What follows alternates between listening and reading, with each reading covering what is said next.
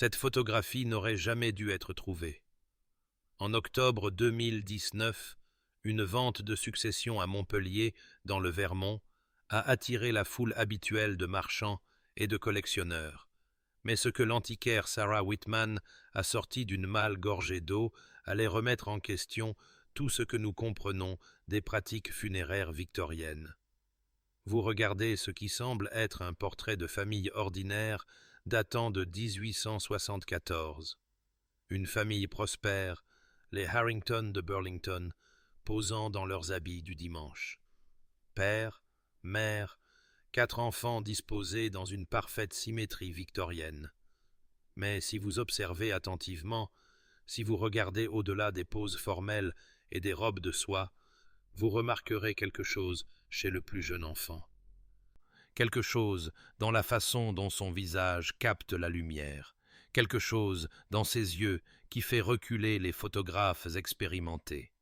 Sarah Whitman l'a remarqué aussi. Elle a acheté la malle entière pour $30.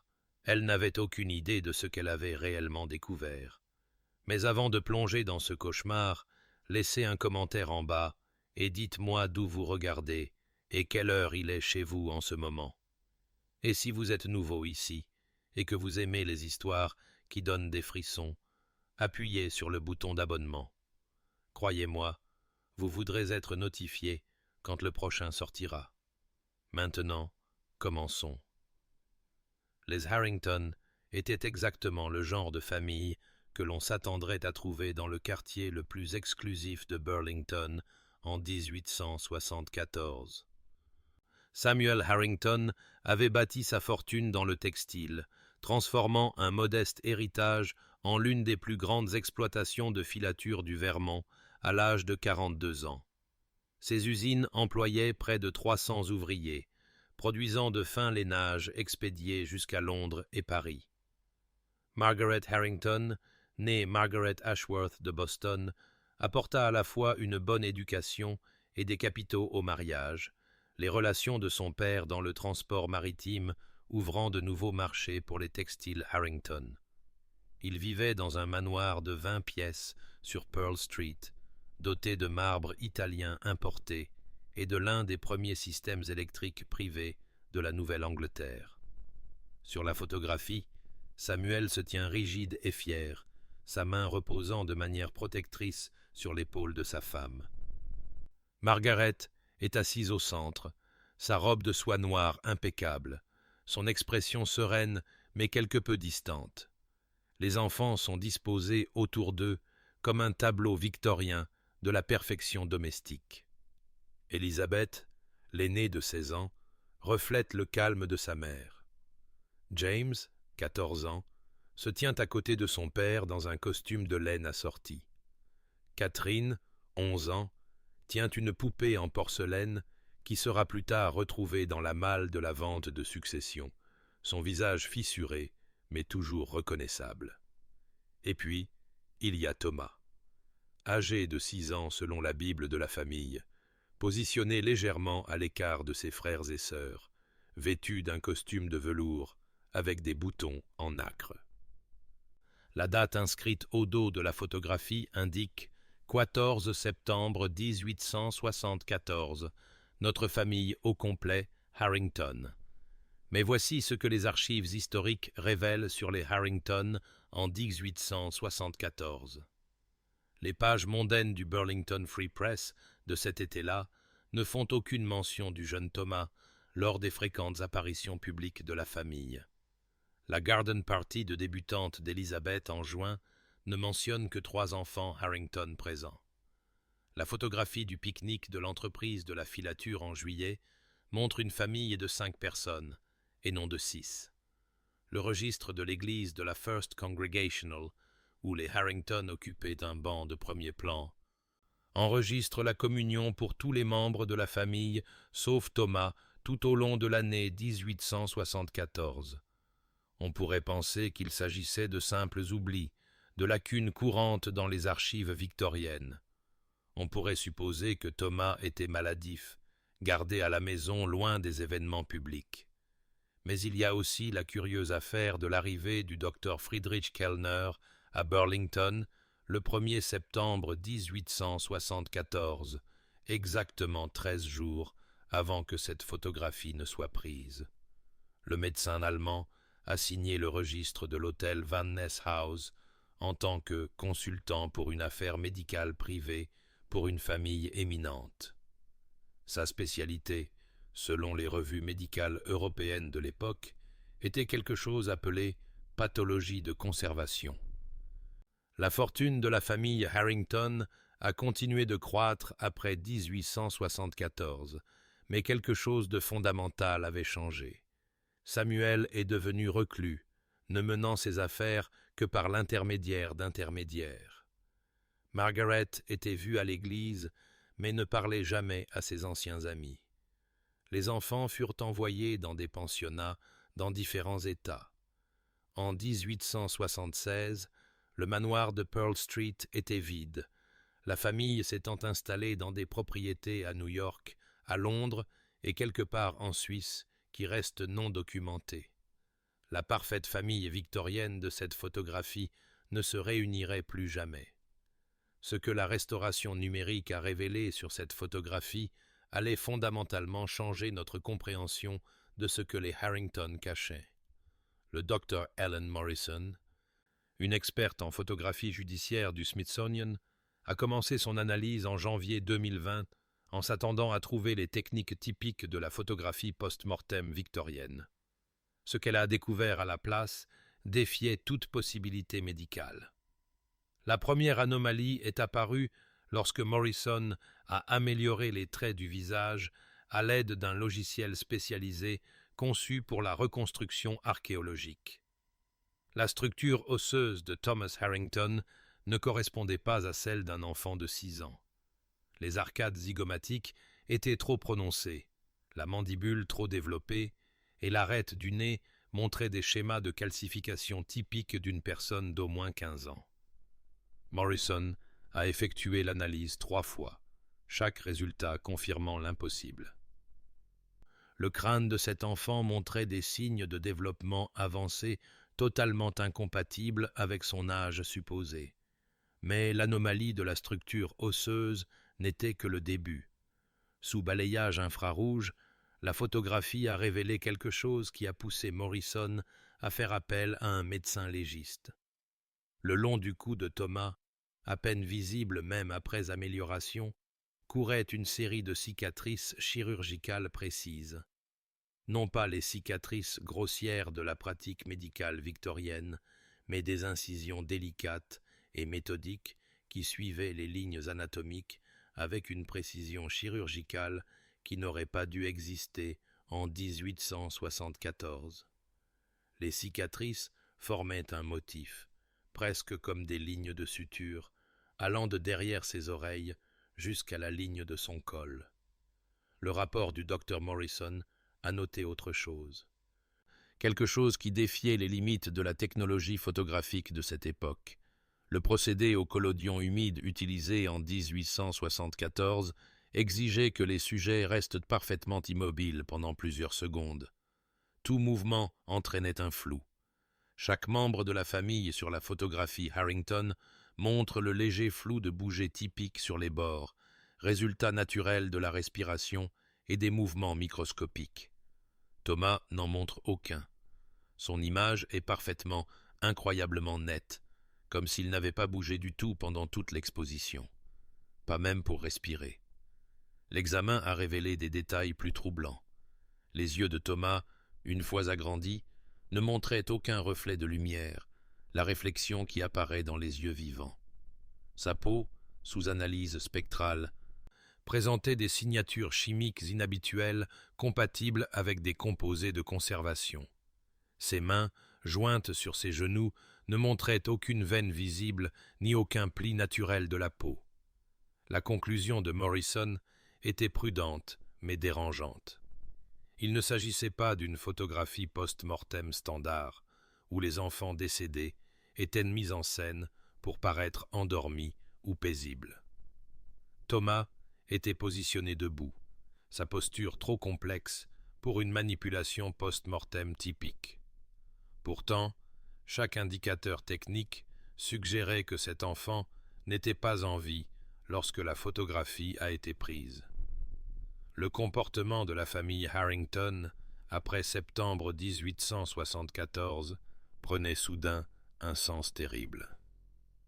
Les registres de la ville de Burlington montrent qu'ils sont partis brusquement le 23 octobre 1874, 6 semaines après la photographie.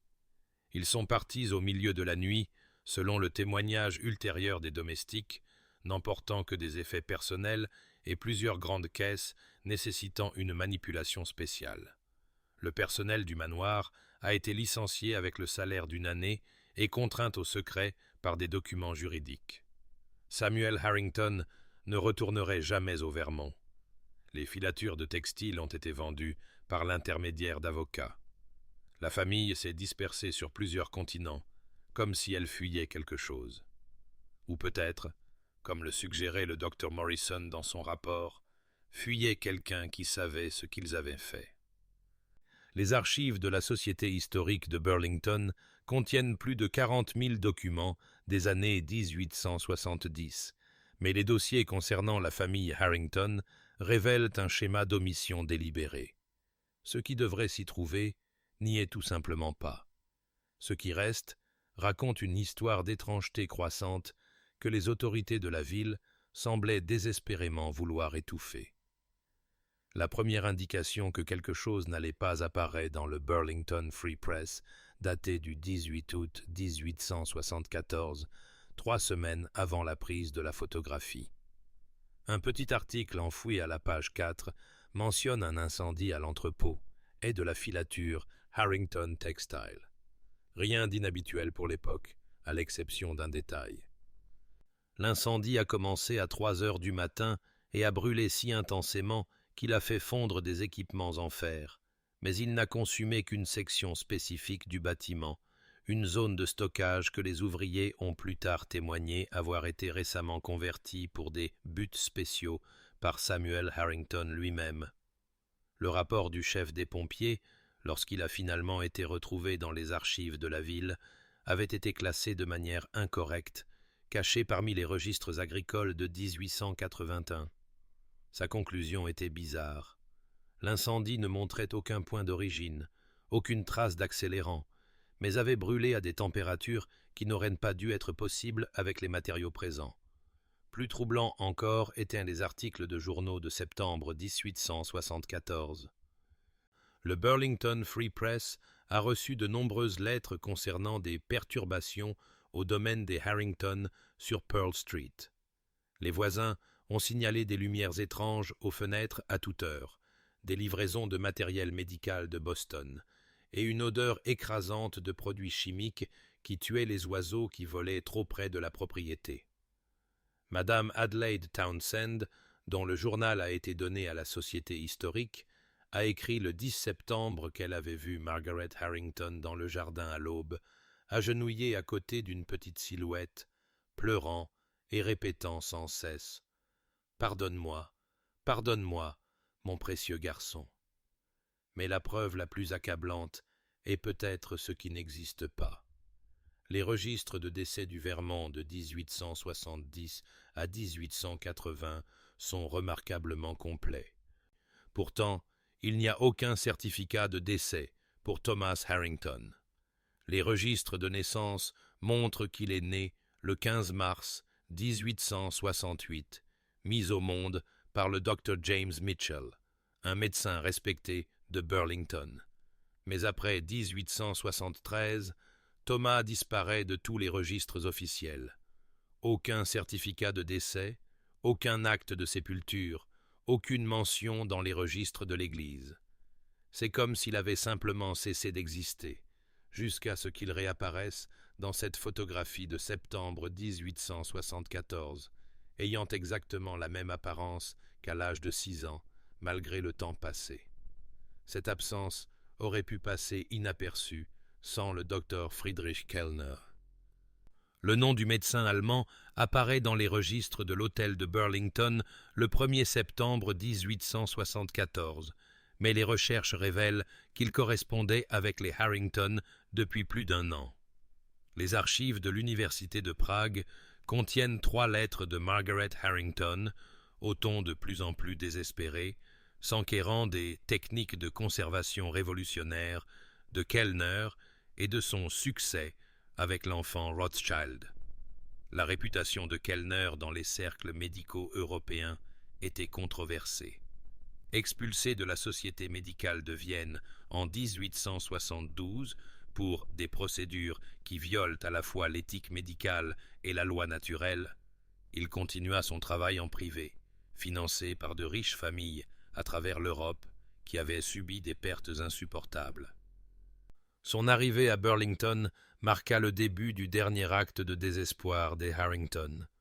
Le docteur Friedrich Kellner aurait dû être célébré comme un pionnier de la médecine moderne, mais son obsession de la mort a fait de lui un paria dans les cercles scientifiques. Né à Munich en 1831, Kellner étudia sous la direction du célèbre anatomiste Joseph Hirtl à Vienne, montrant une promesse exceptionnelle dans les techniques de conservation et la préparation anatomique. Ses premiers travaux sur l'embaumement artériel lui valurent la reconnaissance des écoles de médecine à travers l'Europe. Mais en 1870, les intérêts de Kellner prirent une tournure plus sombre. Ses articles à la Société médicale de Vienne proposaient quelque chose qu'il appelait la conservation temporaire réversible, un processus qui allait bien au-delà de l'embaumement. Il affirmait avoir découvert une combinaison de stimulation électrique et de composés chimiques qui pouvaient maintenir la flexibilité des tissus et la structure cellulaire indéfiniment. Plus troublantes encore étaient ces suggestions selon lesquelles de tels tissus conservés pourraient être réactivés dans des conditions spécifiques. L'establishment médical rejeta ces théories comme impossibles, blasphématoires, ou les deux. Pourtant, de riches familles à travers l'Europe le recherchaient, poussées par le chagrin et des ressources illimitées. Le journal privé de Kellner, découvert dans un coffre de banque suisse en 2021, contient des entrées sur 17 familles entre 1860 et 11 et 1876. Le cas Harrington occupe 23 pages. Sa première entrée, datée du 15 mai 1873, est d'une horreur clinique. Reçu correspondance de Madame M. Harrington du Vermont, Amérique. Fils Thomas, âgé de 5 ans, décédé de la scarlatine le 30 avril. Corps conservé dans une glacière. Le médecin de famille a géré la conservation artérielle de base. La mère demande mon assistance immédiate. Offre des fonds illimités. Le cas présente une opportunité unique, car la conservation a commencé quelques heures après le décès. La vérité qui émerge de ces documents est stupéfiante. Thomas Harrington était mort depuis 16 mois lorsque la photographie de famille a été prise. Le journal de Kellner détaille son arrivée au domaine des Harrington le 1er septembre 1874, apportant du matériel spécialisé et des composés synthétisés dans son laboratoire de Prague. Ce qui s'est passé au cours des 13 jours suivants défie la compréhension médicale, même aujourd'hui. Ces notes décrivent un processus impliquant de multiples bains chimiques, un courant électrique appliqué par des fils de cuivre insérés à des points anatomiques spécifiques, et quelque chose qu'il désigne uniquement comme le catalyseur, une substance qu'il avait extraite de organismes inférieurs dotés de propriétés régénératives. Les lettres de Margaret Harrington, trouvées dans les archives de 3 médecins européens, révèlent la descente d'une mère dans un espoir dangereux. Au docteur Auguste Nélaton à Paris, elle écrivait « Je ne peux accepter que mon magnifique garçon soit parti. Son corps reste parfait, comme s'il dormait. » La science moderne peut sûrement le réveiller.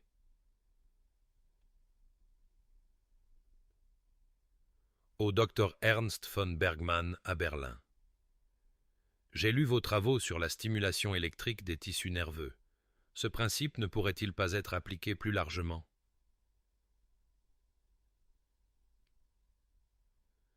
Chaque lettre devient plus désespérée, plus disposée à embrasser l'impossible. En juillet 1874, elle avait trouvé Kellner. L'entrée du journal du médecin allemand pour le 14 septembre 1874, le jour de la photographie, contient une seule ligne qui glace le sang. Procédé réussi au-delà de toute attente. Le sujet a atteint une mobilité totale pendant 37 minutes. La famille a obtenu son souvenir. Que Dieu nous pardonne à tous. Mais la définition du succès de Kellner et ce que les Harrington ont réellement vécu semblent avoir été des choses très différentes. Ces entrées ultérieures font référence à des réponses autonomes inattendues, des tentatives de vocalisation, et plus troublant encore, une conscience apparente incompatible avec la cessation des fonctions cérébrales supérieures. Quoique Thomas Harrington soit devenu pendant ces 37 minutes, cela a suffi à disperser sa famille à travers le monde. William Ashford était le photographe portraitiste le plus respecté de Burlington en 1874, son studio sur Church Street servant l'élite de la ville depuis plus d'une décennie.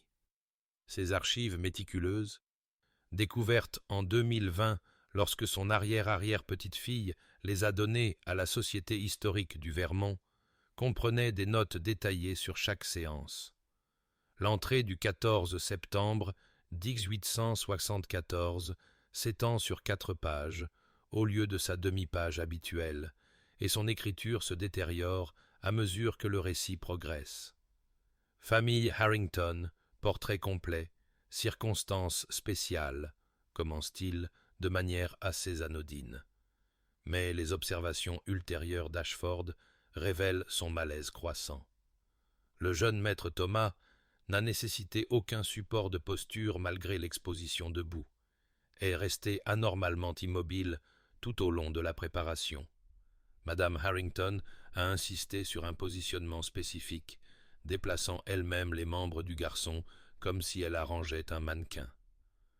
La docilité de l'enfant était absolue, n'offrant ni résistance ni assistance. Ashford note qu'il avait déjà photographié des enfants décédés, une pratique victorienne courante, mais que c'était différent. Les sujets post-mortem sont positionnés couchés ou assis, soutenus par des cadres cachés. Cet enfant s'est tenu debout de manière autonome pendant toute l'exposition de 12 secondes. Ses yeux sont restés ouverts sans l'application habituelle de glycérine nécessaire pour les sujets décédés. Pourtant, quelque chose dans son attitude était profondément anormal. La façon dont il bougeait lorsque Madame Harrington ajustait sa position, à la fois trop fluide et trop raide, comme une marionnette manipulée par une main inexpérimentée. L'observation la plus troublante du photographe concernait les multiples expositions nécessaires ce jour-là. Cachées dans la collection personnelle d'Ashford, séparées de son travail commercial, se trouvaient 3 photographies supplémentaires de la séance Harrington, chacune prise à environ 10 minutes d'intervalle. Ces images, lorsqu'elles sont analysées par des experts modernes, révèlent une progression horrifiante. Sur la première photographie, celle qui a finalement été donnée à la famille, Thomas apparaît presque vivant, ses traits nets et clairs. La deuxième montre des changements subtils, son visage commençant à perdre sa définition, ses yeux développant un aspect trouble malgré l'absence de changement d'éclairage ou de mise au point. Sur la troisième photographie, ces traits ont pris ce que les photographes judiciaires reconnaissent comme un effondrement par déformation, la peau semblant s'affaisser contre la structure osseuse sous-jacente. La quatrième tentative a apparemment été abandonnée, Ashford notant seulement « Séance terminée à la demande de la famille. Paiement intégral reçu. Décliner la demande pour de futures séances. » Le docteur Patricia Vance, spécialiste de la photographie victorienne et de l'imagerie post-mortem, a étudié la technique d'Ashford de manière approfondie. Son analyse a révélé qu'il avait employé une combinaison de méthodes qui n'auraient pas dû être utilisées ensemble. La photographie post-mortem standard utilisait un éclairage spécifique pour minimiser l'apparence de la mort. Mais les notes d'Ashford indiquent qu'on lui a demandé d'utiliser des techniques normalement réservées aux sujets vivants. La préparation chimique de ces plaques a été modifiée sur les instructions spécifiques de Madame Harrington, utilisant des composés que le Dr Vance n'a pas pu identifier à partir de leur notation chimique. Plus significativement, la liste de matériel d'Ashford, pour ce jour-là, comprend des articles jamais mentionnés dans aucune autre séance. Des fils de mise à la terre en cuivre, des feuilles d'isolation en caoutchouc et, plus mystérieusement, la poudre flash spéciale du Dr Kay. Une substance qui produisait une lumière bleu-blanc inhabituelle et qui, selon les notes d'Ashford, lui donnait des vertiges et la nausée. Sa dernière note sur la séance, griffonnée au bas de la page, dit simplement « L'enfant m'a observé pendant que je développais les plaques. Je sais que c'est impossible. Pourtant, à travers la porte, j'ai senti ses yeux. Madame Harrington prétend qu'il avait déjà été ramené à la maison. Je ne dormirai pas cette nuit. » Le manoir des Harrington sur Pearl Street est resté vide pendant 63 ans avant sa démolition en 1939. Mais en 2022, lorsque des promoteurs ont commencé à excaver le site pour une nouvelle construction, un géoradar a révélé une anomalie. 30 pieds sous le niveau du sous-sol d'origine, scellé derrière des briques jointoyées et des feuilles de plomb, se trouvait une pièce qui ne devrait pas exister. Les services archéologiques du Vermont ont été appelés pour enquêter sur ce qui semblait être une cave de stockage à froid oubliée. Ce qu'ils ont trouvé à la place était un laboratoire médical entièrement équipé, figé dans le temps depuis octobre 1874. Le docteur Jennifer Blackwood, qui dirigeait l'équipe d'excavation, a décrit l'entrée dans la chambre scellée comme un pas dans un cauchemar du XIXe siècle. La pièce mesurait 20 pieds sur 30, taillée dans la roche et tapissée de carreaux blancs importés d'Allemagne. Des tuyaux en cuivre couraient le long du plafond, se connectant à 4 tables en métal boulonnées au sol, chacune équipée de canaux de drainage et de sangles en cuir. Des armoires vitrées contenaient plus de 200 bouteilles de produits chimiques, beaucoup avec des étiquettes portant l'écriture distinctive de Kellner. La conservation de l'espace était extraordinaire, les feuilles de plomb ayant empêché l'infiltration d'humidité pendant près de 150 ans.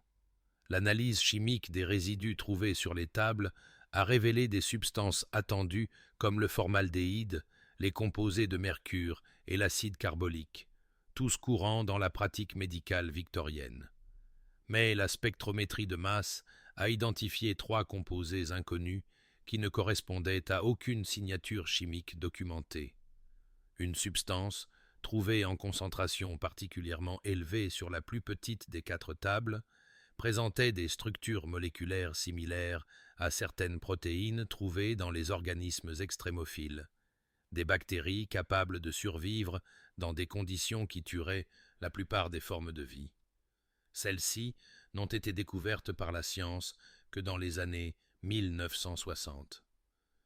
La manière dont Kellner les a obtenues ou synthétisées en 1874 reste inexpliquée.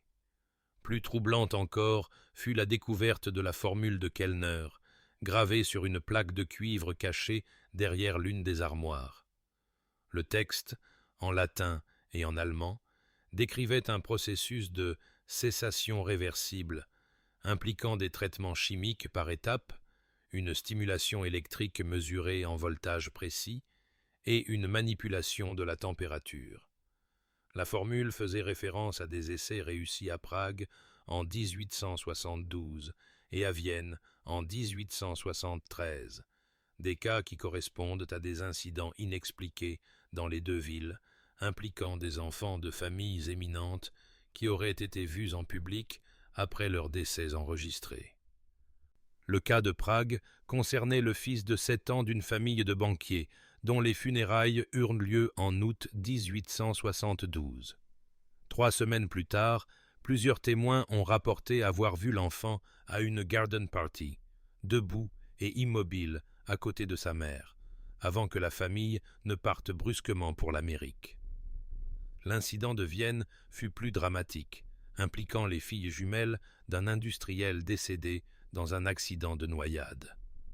Les domestiques ont plus tard témoigné avoir vu les filles dans leur nurserie la nuit, debout à la fenêtre, sans jamais bouger, sans jamais cligner des yeux, pendant des heures. L'équipe archéologique a également découvert des preuves de dommages extrêmes causés par la chaleur dans un coin du laboratoire, compatibles avec une tentative de destruction de preuves. Des appareils en verre fondu, des carnets carbonisés et ce qui semblait être de la matière organique calcifiée suggéraient que quelqu'un avait tenté d'incinérer le contenu de la pièce mais avait abandonné l'effort. Le plus troublant était un daguerréotype trouvé dans une boîte doublée de plomb, montrant Kellner debout à côté d'un enfant sur l'une des tables en métal. Les yeux de l'enfant sont ouverts, fixant directement l'appareil photo, malgré des incisions d'autopsie évidentes sur la poitrine. La famille Harrington n'était pas la seule à avoir conclu ce pacte désespéré avec le docteur Kellner. Des recherches dans les ventes de succession, les collections privées et les archives des sociétés historiques de toute la Nouvelle-Angleterre ont mis au jour 7 photographies supplémentaires présentant les mêmes caractéristiques troublantes. Chacune montre une famille riche posant avec un enfant qui affiche cette immobilité distinctive, cette netteté impossible qui défie les limitations photographiques des années 1870. Le schéma est toujours le même. Une famille éminente perd un jeune enfant à cause d'une maladie. Le décès est enregistré, mais l'enterrement est privé ou retardé. Des semaines ou des mois plus tard, une photographie de famille est commandée, toujours auprès de photographes qui ont ensuite détruit leurs négatifs ou refusé de discuter de la séance. Les familles déménagent invariablement en quelques mois, se dispersant sur plusieurs continents comme si elles étaient coordonnées par une main invisible. La famille Whitmore de Boston, dont la fille de 8 ans, Alice, est décédée de la diphtérie en mars 1874, a commandé un portrait de famille en septembre montrant Alice en parfaite santé. L'assistant du photographe a plus tard témoigné que l'enfant n'a jamais parlé pendant la séance de 2 heures, n'a jamais changé de position, et que sa peau était froide comme le marbre lorsqu'il a accidentellement touché sa main en ajustant sa pose. La famille Blackstone de Providence a perdu des jumeaux à cause de la typhoïde en novembre 1873. Une photographie de février 1874 les montre debout à côté de leurs parents, leur visage présentant cette incohérence de structure osseuse révélatrice que l'analyse moderne met en évidence, leurs yeux ne réfléchissant aucune lumière. Le photographe, Marcus Webb, a fermé son studio immédiatement après la séance et s'est suicidé 3 semaines plus tard, laissant une note qui disait seulement « J'ai photographié l'œuvre du diable ». Ce qui reliait ces familles n'était pas seulement la tragédie, mais l'appartenance à quelque chose appelé la Société de préservation. Aucun registre officiel de cette organisation n'existe, mais des références apparaissent dans la correspondance privée, les journaux intimes et les registres bancaires, montrant d'importants transferts vers des comptes suisses contrôlés par Kellner. La société opérait apparemment par le biais d'annonces codées dans les journaux, de messages cachés dans les avis de décès et de réunions tenues dans les salons privés des clubs les plus exclusifs de Boston. Les membres comprenaient des industriels, des magnats du transport maritime et des personnalités politiques dont l'influence a contribué à étouffer toute enquête officielle. Une lettre découverte dans les archives de la bibliothèque Widener, écrite par le sénateur du Massachusetts James Whitfield à un destinataire inconnu, déclare « Les activités que vous décrivez, bien que troublantes pour la morale conventionnelle, ne violant aucune loi existante. Les familles concernées ont assez souffert. Laissez-les chercher du réconfort comme elles le peuvent, tant que l'ordre public est maintenu. » Cette indifférence officielle a permis à la Société de préservation d'opérer dans toute la Nouvelle-Angleterre pendant au moins 3 ans. Kellner voyageait entre les villes, apportant ses composés et son équipement, effectuant ses procédures dans des laboratoires en sous-sol et des pièces scellées. Chaque famille payait des sommes astronomiques, parfois des fortunes entières, pour quelques heures ou quelques jours avec leurs enfants préservés. Mais quelque chose s'est produit en 1876 qui a mis fin à tout brusquement. La Société de préservation s'est dissoute du jour au lendemain. Kellner a disparu d'Amérique, sa dernière localisation connue étant un manifeste de navire indiquant un passage vers Buenos Aires. 7 familles ont simultanément quitté le pays. Les documents connexes ont été détruits ou cachés. Les quelques participants restants n'ont jamais parlé de leur implication, emportant leurs secrets dans des tombes minutieusement sécurisées.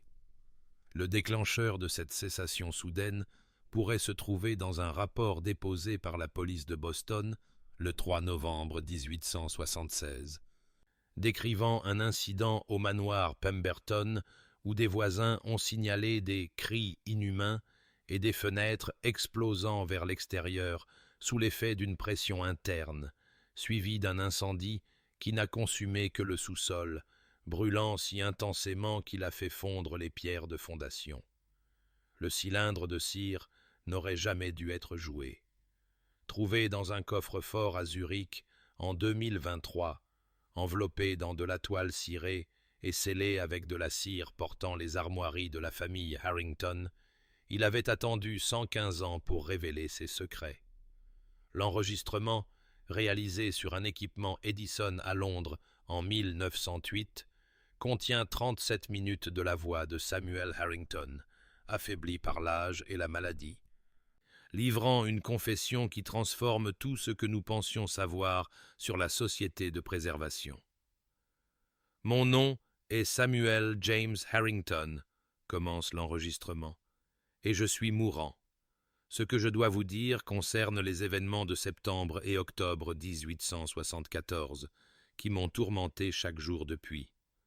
Mon fils bien-aimé Thomas est décédé le 30 avril 1873. Nous avons dit à tout le monde que c'était la scarlatine. Ce n'était pas le cas. Il est tombé de cheval, a heurté sa tête sur une pierre du jardin. Il a vécu 3 heures, assez longtemps pour dire au revoir, pour nous dire qu'il nous aimait. Assez longtemps pour que sa mère fasse des promesses qu'aucun parent ne devrait faire. La qualité de l'enregistrement se détériore par endroits. Mais les mots de Samuel restent clairs alors qu'il décrit leur désespoir, comment Margaret refusait d'accepter la mort de Thomas, comment elle a gardé son corps dans leur glacière, demandant aux domestiques de remplacer la glace quotidiennement pendant qu'elle cherchait une solution. Le docteur Kellner est arrivé le 1er septembre avec ses produits chimiques et ses machines.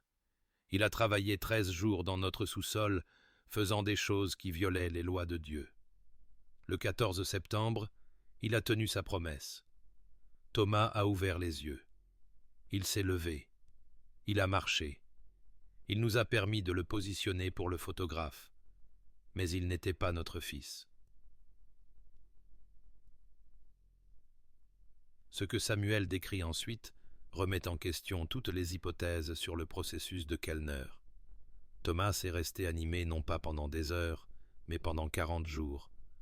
Bien que le mot « animé » décrive à peine ce que les Harrington ont vécu. Il se tenait là où nous le placions, pendant des heures, des jours si nous le laissions faire. Il ne dormait jamais, ne mangeait jamais. Ses yeux suivaient les mouvements, mais ne montraient aucune reconnaissance. Parfois, la nuit, il se rendait dans son ancienne nurserie et se tenait à la fenêtre. Margaret le trouvait là à l'aube, exactement là où il était 8 heures plus tôt, du givre se formant sur la vitre à cause de son souffle qui ne portait aucune chaleur. L'horreur s'est intensifiée progressivement. Thomas a commencé à parler le 10e jour, mais pas d'une manière qui apportait du réconfort. Il récitait des choses. La voix de Samuel se brise sur l'enregistrement. Des souvenirs, mais dans le désordre, avec des voix différentes. Les leçons de piano de sa sœur, les prières de sa mère, des conversations de dîner auxquelles il n'avait jamais assisté, comme s'il recevait des fragments de tous nos souvenirs, les rejouant sans comprendre. Au 20e jour, d'autres phénomènes se sont manifestés. Les objets en présence de Thomas Gelen. Les photographies se développaient incorrectement, montrant des pièces pleines d'ombre qui n'étaient pas là. Les domestiques ont rapporté avoir vu d'autres enfants dans la maison, des silhouettes translucides qui ressemblaient aux enfants décédés d'autres familles de la société de préservation. La santé mentale de Margaret s'est complètement fracturée lorsque Thomas a commencé à écrire. Les mots n'étaient pas les siens, continue Samuel. Des noms d'enfants dont nous n'avions jamais entendu parler. Des lieux dans des langues qu'il ne connaissait pas. Kellner prétendait que c'était une activité électrique résiduelle dans le tissu cérébral. Mais quand Thomas a écrit un message de la fille Whitmore, qui ne subirait le processus que 3 semaines plus tard, nous avons su que nous avions affaire à quelque chose qui dépassait la science. Les autres familles ont connu des escalades similaires, révèle Samuel. Les jumeaux Blackstone ont été trouvés en train de se démanteler, retirant soigneusement leurs propres doigts pour les examiner. L'enfant Pemberton a commencé à générer suffisamment de courant électrique pour tuer les petits animaux qui s'approchaient trop près. Chaque enfant préservé semblait évoluer, devenant quelque chose qui n'avait jamais existé auparavant. Nous avons tout détruit le 23 octobre. Les 7 familles ont agi simultanément, mais nous ne pouvions pas les détruire, les enfants, ce qu'ils étaient devenus. Kellner a dit que le processus s'inverserait naturellement. Ce ne fut pas le cas. Nous nous sommes dispersés à travers le monde, chaque famille emportant son fardeau. Thomas est toujours avec nous. 34 ans plus tard, il se tient dans une pièce scellée de notre maison de Londres, toujours à observer, toujours à attendre, toujours âgé de 6 ans. Margaret lui rend visite tous les jours. Elle a oublié qu'il est mort un jour. L'enregistrement se termine par les derniers mots de Samuel. Si vous trouvez ceci, sachez que nous n'étions pas des monstres. Nous étions des parents qui aimaient trop pour laisser partir. Les vrais monstres étaient ce que nous avons ramené. Ils portent les visages de nos enfants. Mais ils sont autre chose, quelque chose qui ne devrait pas exister dans ce monde. Kellner le savait. Il l'a toujours su. Il ne s'est jamais agi de conservation. Il s'agissait de créer des réceptacles. Pourquoi, que Dieu nous aide, nous ne le saurons peut-être jamais. Les preuves que nous avons présentées définissent l'explication scientifique conventionnelle, et pourtant, elles existent. En 2024, un consortium de chercheurs du MIT, de Johns Hopkins et de l'Institut Max Planck a tenté de recréer le processus de Kellner en utilisant ces formules survivantes. Ils ont échoué, mais leur analyse a révélé quelque chose d'extraordinaire. Les composés inconnus trouvés dans le sous-sol des Harrington partagent des signatures moléculaires avec des bactéries extrémophiles découvertes dans les évents thermiques des grands fonds océaniques, des organismes qui n'auraient pas dû être accessibles à la science du XIXe siècle. Plus déroutant encore, ces composés montrent des signes de modification artificielle, de génie génétique qui ne seraient possibles qu'1 siècle plus tard. Le docteur Rachel Martinez, qui a dirigé l'équipe du MIT, a conclu que soit Kellner avait accès à des connaissances scientifiques bien au-delà de son époque, soit il a découvert quelque chose que la science moderne n'a pas encore compris. Les photographies elles-mêmes présentent un mystère permanent. La criminalistique numérique ne peut expliquer comment des images capturées au collodion humide ont atteint une résolution qui dépasse les limitations physiques du médium.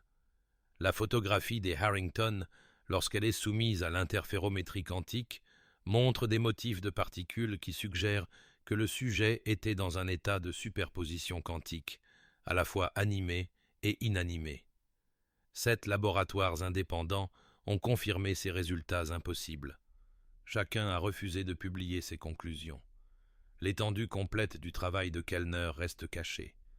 Après avoir fui l'Amérique en 1876, il a poursuivi ses recherches pendant encore 20 ans. Les archives bancaires suisses confirment que 93 conteneurs scellés ont été déposés dans les coffres du Crédit Suisse entre 1877 et 1896 en vertu d'accords qui empêchent leur ouverture avant 2076. La succession de Kellner paie des frais substantiels chaque année pour maintenir ces dépôts, bien qu'il soit censé être mort sans le sou en Argentine en 1897. 3 tentatives distinctes pour contester légalement ces arrangements ont échoué, bloquées par des injonctions de cabinets d'avocats qui ne révèlent pas leurs clients. Ce que nous savons, c'est que les sujets préservés de Kellner ne se sont pas arrêtés avec la société de préservation. Les ventes de succession et les collections privées continuent de livrer des photographies présentant les caractéristiques distinctives que nous avons identifiées. Une vente aux enchères en 2023 à Salem comprenait une photographie de 1900, montrant une préservation des détails impossibles. Un enfant décédé à Savannah en 1889, debout de manière autonome dans une pose complexe. Des filles jumelles à Montréal en 1895, leurs yeux ne réfléchissant aucune lumière. Chaque découverte étend la portée géographique et temporelle de ces incidents. Les implications sont stupéfiantes. Des estimations prudentes suggèrent qu'au moins 40 familles ont participé à des procédures similaires entre 1870 et 1910. Si la confession de Samuel Harrington est exacte, si ces enfants préservés ne se détériorent pas naturellement, alors quelque part, dans des pièces scellées et des sous-sols oubliés à travers le monde, ils sont toujours debout, toujours à observer, toujours à attendre. De récentes vidéos d'exploration urbaine ont capturé des silhouettes inexpliquées dans des manoirs abandonnés qui correspondent aux signatures visuelles des sujets de Kellner. Des images de sécurité d'une vente de succession à Boston en 2022 montrent un enfant en habit victorien debout et immobile pendant 6 heures dans une pièce fermée à clé, disparaissant lorsque la porte a été ouverte. Vous pourriez rejeter cela comme des canulars, de la manipulation numérique ou une mauvaise identification. Mais considérez ceci. Cette photographie de famille dans votre grenier, celle où l'arrière-arrière-grand-père semble trop net, trop immobile. L'enfant qui semble regarder à travers l'appareil photo plutôt que vers lui. Le parent dont personne ne parle, qui apparaît sur une photographie, puis disparaît de l'histoire familiale. Examinez-les attentivement. Cherchez les signes que nous vous avons montrés. Car la société de préservation a peut-être pris fin en 1876, mais le savoir de Kellner n'est pas mort avec lui. Quelqu'un, quelque part, crée encore ces images impossibles. La question n'est pas de savoir si ces enfants préservés ont existé. Les preuves sont accablantes. La question est de savoir pourquoi ils ont été créés, à quelle fin ils servent, et qui poursuit le travail de Kellner aujourd'hui. Si vous trouvez une telle photographie, documentez-la soigneusement, mais peut-être, pour votre propre tranquillité d'esprit, ne regardez pas de trop près ce qui se tient derrière l'œil de l'appareil photo.